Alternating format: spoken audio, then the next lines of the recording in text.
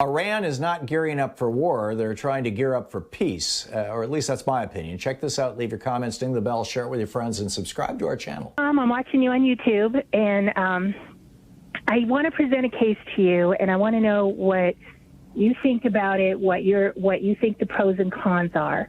And this is my argument. I think that if anybody could pull this off, it would be Joe Biden.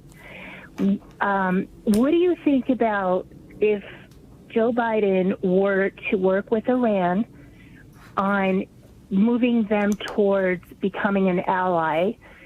What that would serve is peace between Israel and Iran, maybe more stability in Iraq with, more stability concerning Saudi Arabia, maybe peace with Saudi Arabia, and maybe peace in Syria. And Lord knows that they've showed great restraint. They kept up their part of the bargain even after they were pressed and pressured. And,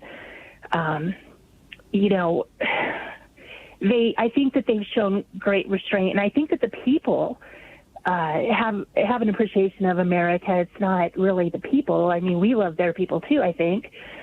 Most people I know. I think that I would like to see more partnership with Iran. I think that we would make a good partnership with them. And I think that we can move forward with bringing something about with maybe turning them into an ally instead of this pressure to make them a foe. What do you think? I absolutely agree with your perspective, Deborah. What Iran has been saying and doing for the last really 40 years is, Iran is a substantial country. As I recall, their population is like 70 million or in that neighborhood. It's a huge landmass. I mean, this is a big country with an ancient heritage. They have been continuously a continuous government, more or less, for about 700 years. Nobody has conquered Iran in that period of time. They used to be called Persia, and proud people, a unique standalone culture. Culturally, they're unique relative to the people around them. They do not consider themselves Arabs, for example, and although it's a very Muslim country, and what they have been saying all these years is, we've got Israel with nuclear weapons. We've got Saudi Arabia with more money than God and a huge American-funded military and an American, sold to them military, along with the UAE and others in the region, they're saying. And we have to be able to defend ourselves. And so the way that Iran has developed to defend themselves initially was what's called asymmetric warfare. In other words, through Hezbollah, they would plant their people in Lebanon or in Israel or whatever, and kind of fund what we refer to as a terrorist network in order to say, if you attack us, we can flip the switch and turn these people on, and you guys are going to see terrorist attacks like you never in your life imagined. And they have, openly threatened that to the United States as well.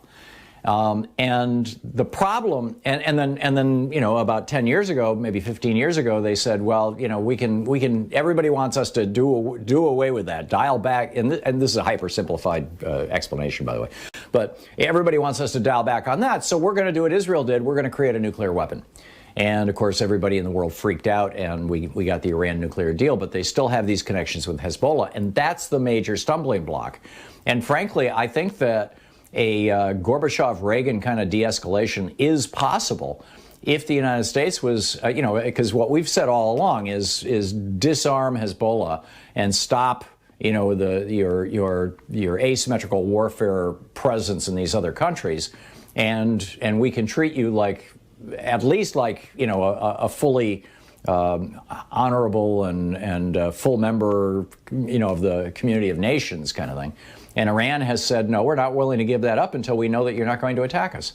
And I think that there's a middle ground in there. I think that there's an opportunity for rapprochement. And I think that both sides are exhausted.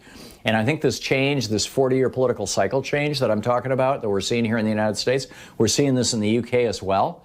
We're seeing this in many other countries. Now, there's also a rise of right-wing nationalism that's happening, but I think that the progressive movement is sweeping the world, and frankly, I think it's sweeping Iran as well. I mean, I don't know if you saw the pictures of the Grand Ayatollah Khomeini and Pope Francis, but the Ayatollah looks like he's on his last legs.